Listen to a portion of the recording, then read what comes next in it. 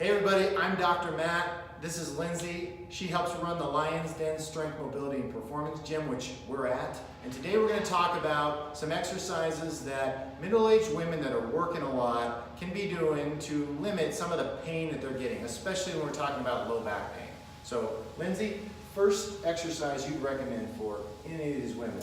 Yes, so if you are new to working out, let's say you're not comfortable going into a gym or you don't have any gym experience, this is something that you can do in your living room, at home. It's very simple. What we're going to do is we're going to put our feet about hip width apart.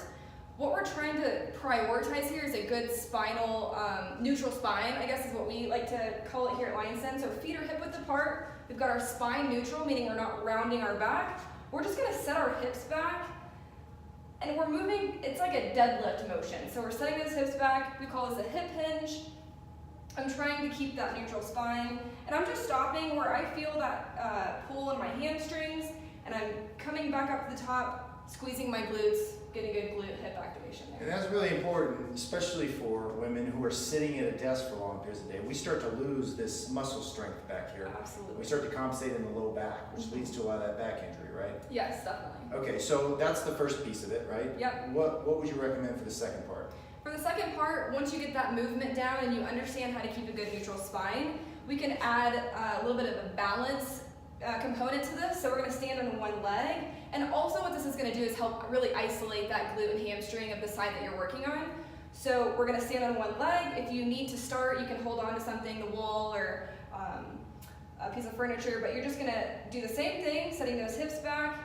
I'm kind of reaching down to the ground, coming back up, keeping that neutral spine. And I can really feel this in that glute and hamstring on that left side.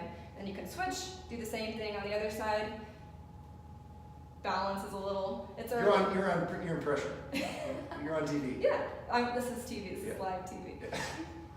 So a big thing with this is you're protecting your low back. When we start to strengthen those areas, right, we're protecting the low back and keeping you out of pain. Most people are going to lose this if they're sitting for long periods of the day in an office chair, right? We're going to show you how or what to do for the third exercise, which is what? Glute bridge. Glute bridge. I'm going to get out of the way because I'm in the way.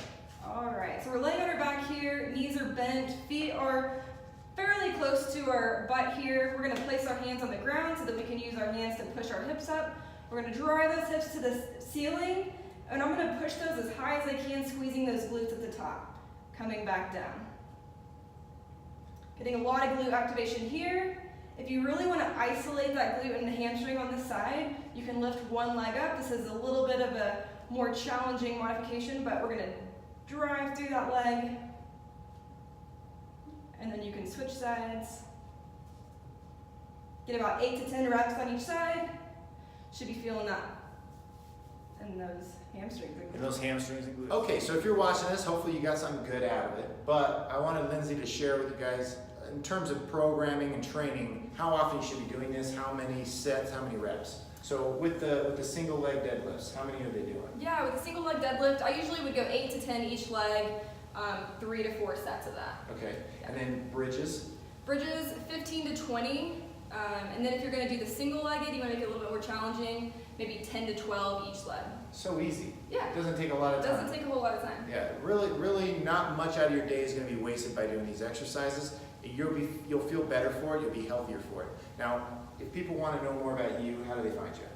Yeah, you can check out lionsdensmp.com. You can follow you on Instagram. You can follow me on Instagram. Definitely follow her Instagram. You should follow me. She's got a great Instagram page. It's authentic, and she's always giving good advice. So I follow her all the time. I always get good stuff. I recommend you do. What is the Instagram handle?